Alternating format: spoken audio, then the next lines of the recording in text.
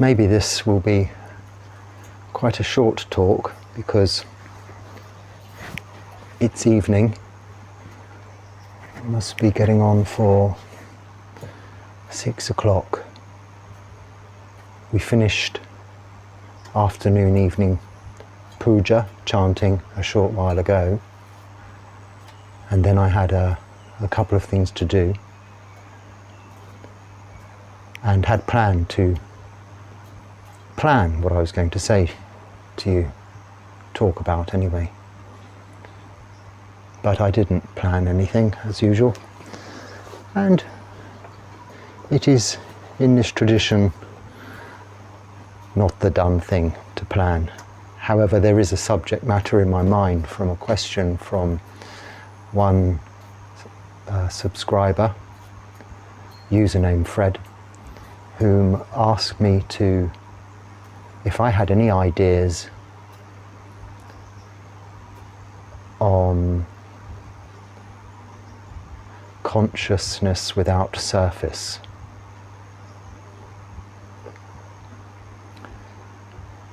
And as with most comments, I reply directly. Although I have recently discovered that there's a chain to these comments, that when I reply, there may be a reply and then a reply to a reply. Now, I'm not able I'm probably able, I don't really have the inclination to go so deep into all of those threads. So if you need to ask another question, please just send a new comment. I hope that makes sense to you. It doesn't much to me, but I notice there's quite a few, many questions that I've never even seen until recently by mistake, when I found that a conversation is begun from one comment. So someone comments, I reply, and then they reply to that reply. Well, I didn't know that. And I can't really get into to and fro conversations. If you have a major point to discuss or something you want to ask, and if I can't help you, I can point you in the right direction, which could be most likely the case, please email. This is private, it's between you and I can answer you frankly and point you in the right direction towards someone who can help you if I can't give you a simple answer. But I don't use social media for this very reason. I don't wrap myself up in conversation all day long. But I'm very delighted and happy to receive your comments and answer questions as they come through in this the format as I see it. Anyway, sorry about that little ramble. I hope it makes sense. It confuses me a little bit, and I apologise for anyone I've not replied to. Or maybe I'm not even supposed to see those, I'm not sure. Some seem to be talking about me as if I wasn't there, of course which I'm not there. So talk away if this is what it's for, I'm not sure. So consciousness without surface, I thought, well, firstly, that's one of these sort of trendy, fashionable new things that's come out of secular vipassana or courses, meditation, generally speaking. I'm not criticizing any of that, it's good for what it is. But it's not. I was very wrong. I quickly looked it up. It's from the Majjhima Nikaya, where the Buddha is talking, a discourse on the 6 elements of earth, water, wind, fire, space, and consciousness, of course, which I was talking about just recently and often refer to. I often refer to conscious awareness in space, in spaciousness. And this is because it is one way of describing what is known here as citta, this knower this observer of our existence. So my reply to dear Fred was that, do I have any ideas? Well, no. Actually, I don't have any ideas or opinions really on any subject matter. I take it for what it is, either the truth or not the truth, which is why I checked it out with good old Google, found its corresponding origins in the Majjhima Nikaya, and in one particular version, translation, because all of these translations vary and then have additional commentaries, this consciousness as the sixth element gets described as locationless and timeless, which I have often described this feeling, this observational point of view, this sort of conscious awareness as, and permanent. But in my reply to Fred, I simply said that no, I have no opinions on such a subject, but having determined that it's the truth, can only try and elaborate and explain my understanding.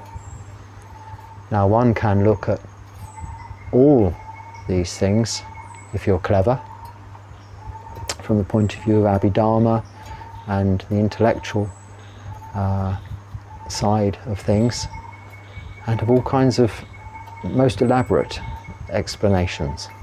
But I'm not a clever monk. I'm a practicing monk living here in the forest. We've had some rain this last few days, quite a bit. It's been very, very hot. And then we've had some storms and rain.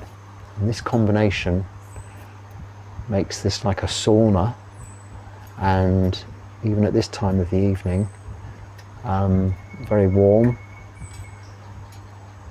I have a fan on, not so much for the temperature. I've got used to that. It's blowing away the mosquitoes quite successfully at the moment. But there is a little battle going on above my head between a bee and a waiting, very small waiting gecko, who's waiting patiently for the bee to settle when he'll unsuccessfully go for it. I say unsuccessfully because he's very small and the bee's quite big. That aside, these little creatures are great examples. They sit developing mindfulness samadhi, not sama samadhi or samasati, which is right mindfulness, right concentration. Samasati, right mindfulness, samadhi, right concentration. There's no wrong mindfulness, wrong concentration, but right means for the right purpose, to focus your attention on something neutral, like a meditation object, the breath. Because of course we've all learned and trained ourselves to focus ourselves on something we're trying to achieve, and in the case of this little creature, he's trying to achieve his next meal by focusing his attention on this bee. That's not samadhi. That's wrong samadhi. Like a bank robber, very mindfully ensuring he leaves no clues when he robs the bank or robs the house. Or this is mindfulness, but not samasati, not right mindfulness, as in the Noble Eightfold Path. And what this Noble Eightfold Path is there for us to do is to train us to help develop our wholesome mind states, which I often refer to also. And don't worry, I'm coming back to this consciousness without a surface, which made me think of kitchen worktops. I don't know why, but this is why I thought it must be some modern angle on the teachings of the Buddha, something to do with surfaces. We don't have many surfaces here in the forest, I suppose. This is what, and when this word came up, surface, I thought, kitchen worktops, where did that come from? I don't know, our minds a past life of mine within this life when I had kitchen services, I suppose. But the Buddha's teachings in this Noble Eightfold Path are helping us train and develop our wholesome mind states. Now, why do we have unwholesome mind states? We have unwholesome mind states because of the root defilements of greed, hatred and delusion, which are a breakdown of desire. We're not trying to eradicate all desire, however. The desire to be free from suffering is perfectly acceptable as long as it is a desire with wisdom. With the wisdom that in order to be free from suffering, we have to understand it, face it, deal with it, experience it, know it through our conscious awareness. Know what it is, where it's coming from our senses of seeing, hearing, smelling, tasting and touching.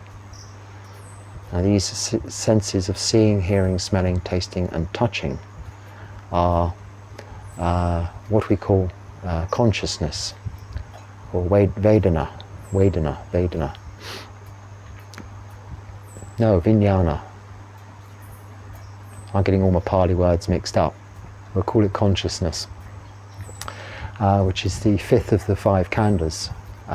So we have this body of ours, and it has experiences which it receives through seeing, hearing, smelling, tasting, touching. And then, as I've spoken about before, we have recollection, feeling, association, and often association with the past or imaginations of the future, bringing into effect all of our judgment as to what a situation is about, whether we like it or we dislike it, which then leads to us either wanting more of it or not wanting it, either grabbing and grasping or running and getting away. And these are what we call greed in terms of grabbing and grasping, or aversion, or hatred, if you like, which is one word as part of aversion, which is running away to get away from something that we don't want or don't like.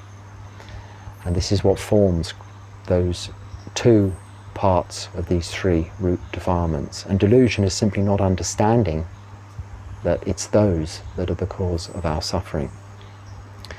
So what the Buddha was saying when he was discussing this consciousness without surface was that this is not part, well actually this is just my opinion, it is not part of those six elements.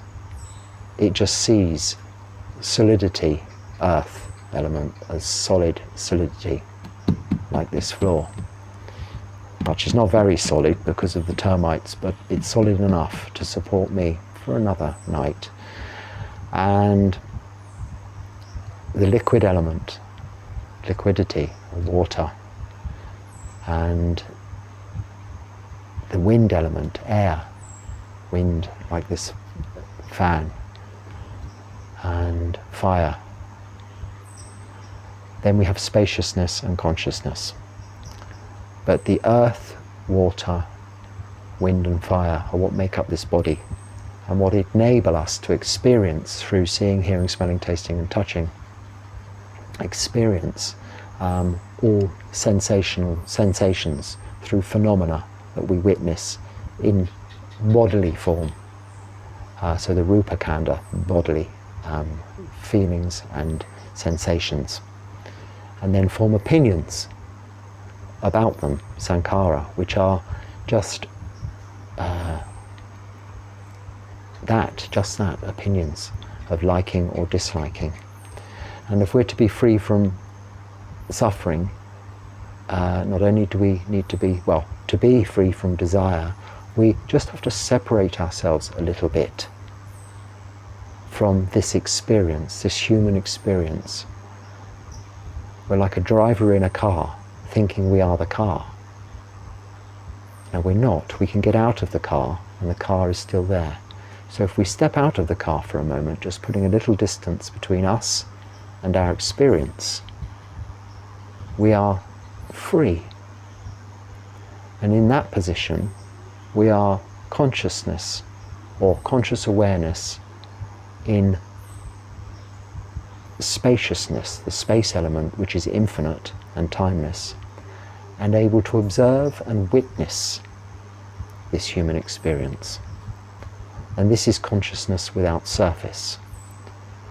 Now in this sutta, it reminded me, because I was also listening to a talk, a sutta reading and talk, which I rarely do these days, but it came up, and it was from a monk that I respect and admire and like, whom of a different tradition, but he's a good teacher, and they were discussing another sutta in the Majjhima Nikaya, and it was, like many of the suttas, addressed to bhikkhus.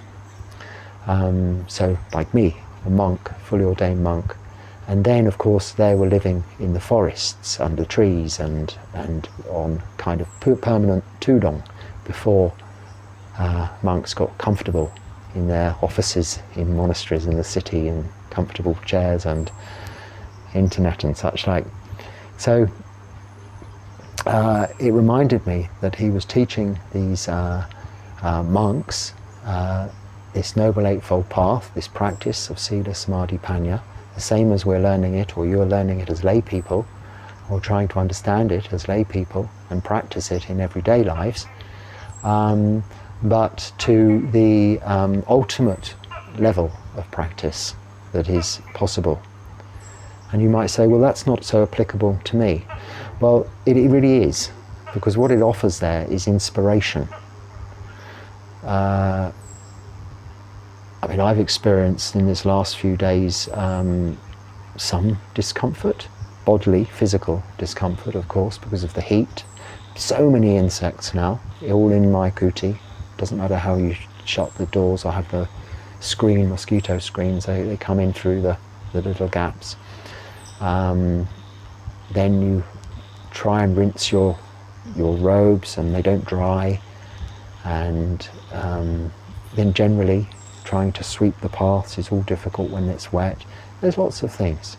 We're now back to just 3 monks, the 2 ajahns, myself, and the Nim, who's the samanera, and thank heavens for him. If you need some toothpaste, he's who you see, or a razor, or some shampoo, or some soap, and he does all those practical things and helps with us on arms round, as well, of course, as the lay people who have come with us, of course, on which we still go, raining or not, each and every day at the same time, walking a long, long way.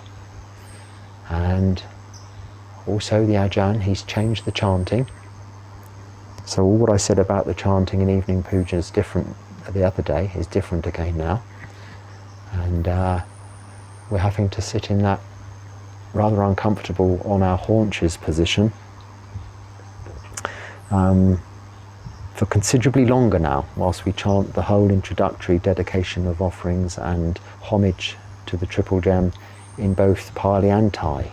So rather than 15 minutes on my haunches, which I've just got used to after 4 months, and it's now not noticeable, it's now half an hour, which is very noticeably painful and almost impossible to bear. But now for 4 or 5 days I've bared with it, borne it, done it. And from what I've learned in the last 4 months, when I thought it was impossible to do 15 minutes, as I well know now, from that experience, it'll be fine, half an hour also. My broom, one of the monks who's left, who makes the brooms, he has left a lot of brooms, but we can't just help ourselves to anything. As I say, you have to ask for toothpaste, and I don't like to ask for anything. I like to just look sad and helpless, and then, do you need anything? Do you need this? And this is just part of monastic etiquette.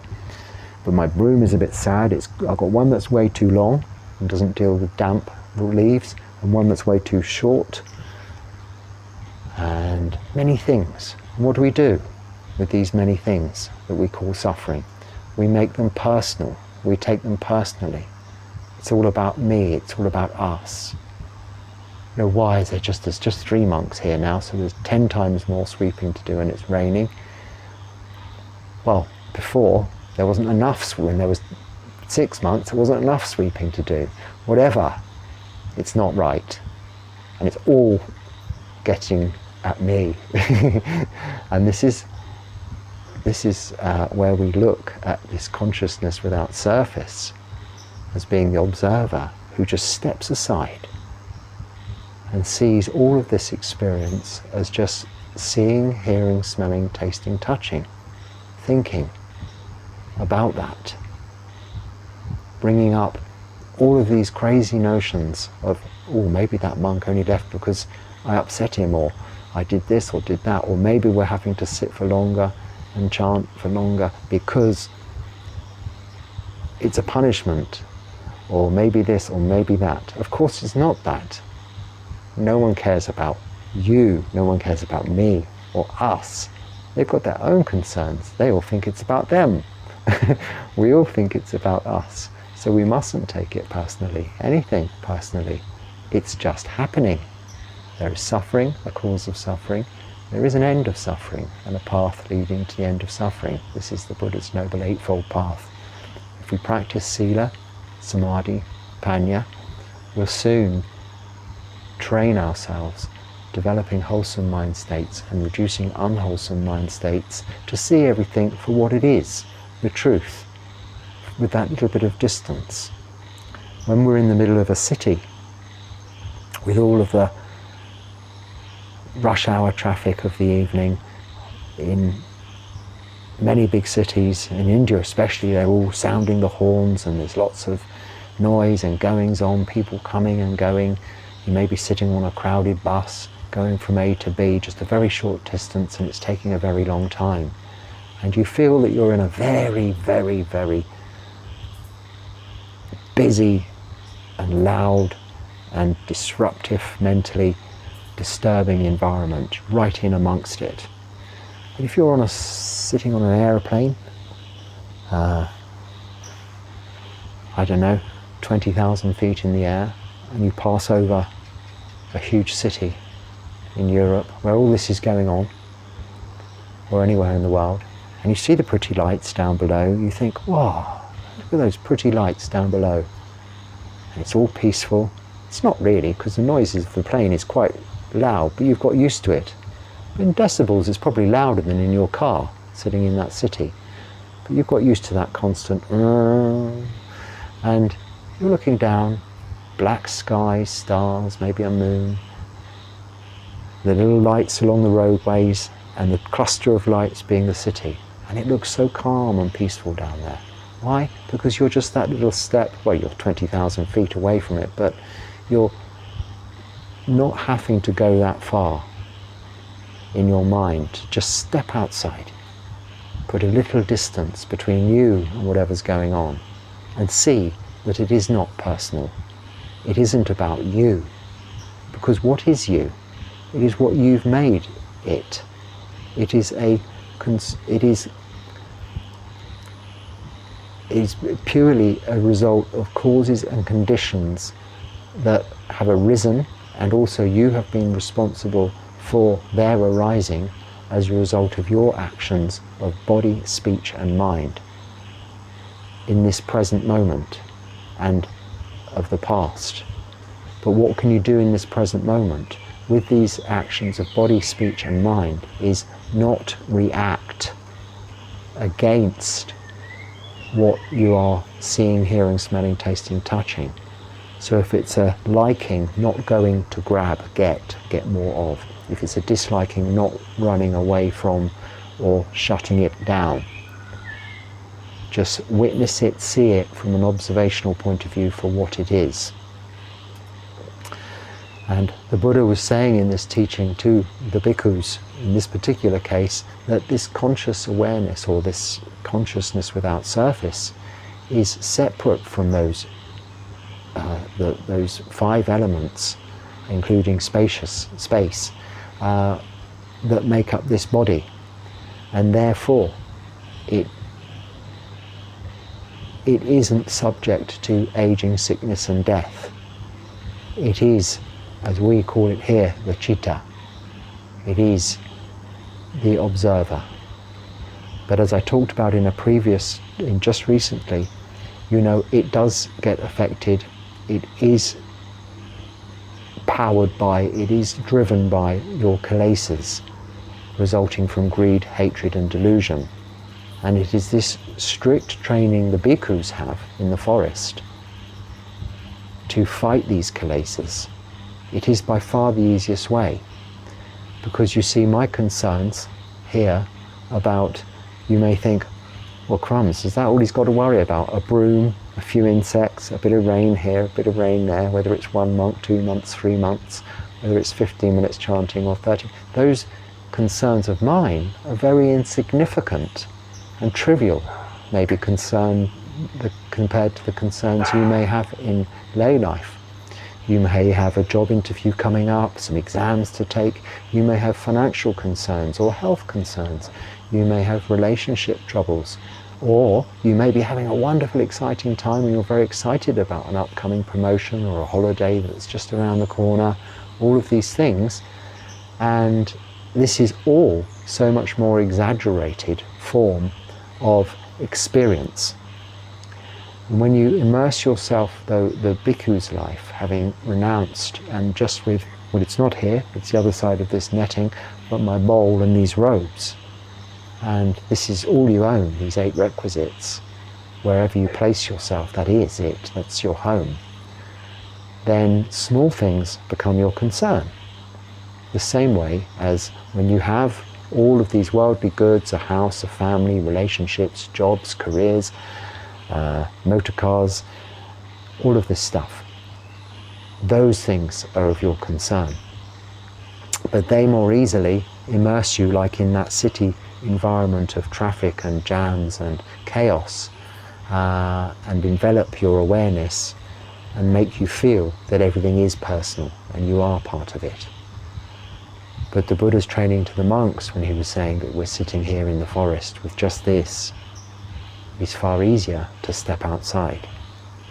Of course, it is far harder in the first place because we have to make that step and that renunciation. And the Buddha isn't suggesting that that's what people in lay life have to do, but by showing the monks the way how we live, how to be able to be a little bit distant from that bodily experience, we can show you by example how it is true, how it works. Experientially, we are practicing this life so that we can demonstrate to you by example the results of what you still can do in lay life by just simply stepping away. And how do you do that? Well, you just simply stop for 1 moment. You simply stop, take a breath in,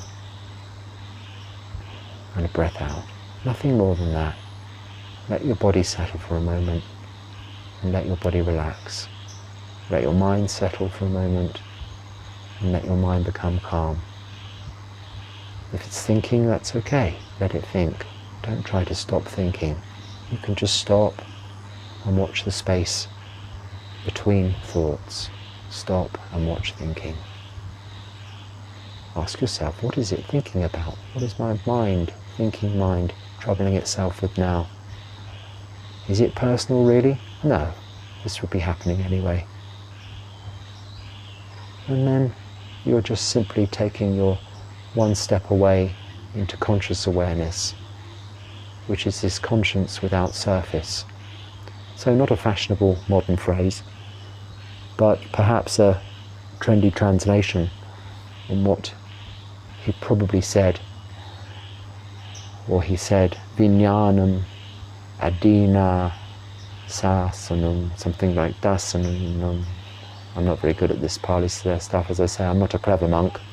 But you can ask a clever monk all about it, and he'll tell you the full Pali translation and the specific Majjhima Nikaya sutta reference for you to read, and probably several different translations of that same sutta for you to compare. And you can take it further into Abhidharma and research it thoroughly. But then what are you doing? Well, you're intellectualizing something that you already know through your own experience. it doesn't need to be intellectualized. It doesn't need to have many different names. It just needs to be understood. It needs to be apparent here and now to you as the observer, as being simply a bodily experience that is impermanent, unsatisfactory, and out of your control. And this knowledge is wisdom, panya, which is right view, the first step of the Noble Eightfold Path. And the rest of the Noble Eightfold Path is really sila, moral virtue. So no breaking those just simple 5 rules of killing, stealing, sexual misconduct, lying, or taking intoxicants, and practicing mindfulness and meditation. This way you will experience this consciousness without surface, nothing to do with kitchens and nothing modern. In fact, it is the most ancient, still unchanged and surviving teachings still around in this modern era. There are, of course, older teachings and practices, but they all have adapted and varied quite considerably over the centuries, the decades, the centuries, the millennia. Whereas in 2,566 years of the Buddhasasana, the Buddhist religion, these things have really not changed, and this Noble Eightfold Path remains to this day the same, the practice of sila, samadhi, panya. And it's with this you can practice very happily, enjoying meditation, and really appreciate the benefits in everyday life of your own personal practice in seeing that all of these things outside which seemingly affect you are not personal.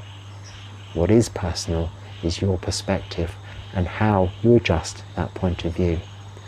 And it just takes a very slight adjustment, stepping back, observing, to take yourself out of trouble and into a place of tranquility, peace and calm. So on that note, I will leave you, and whoa, it's got dark. I hope you can still see me. There is a light. But until next time, thank you for watching.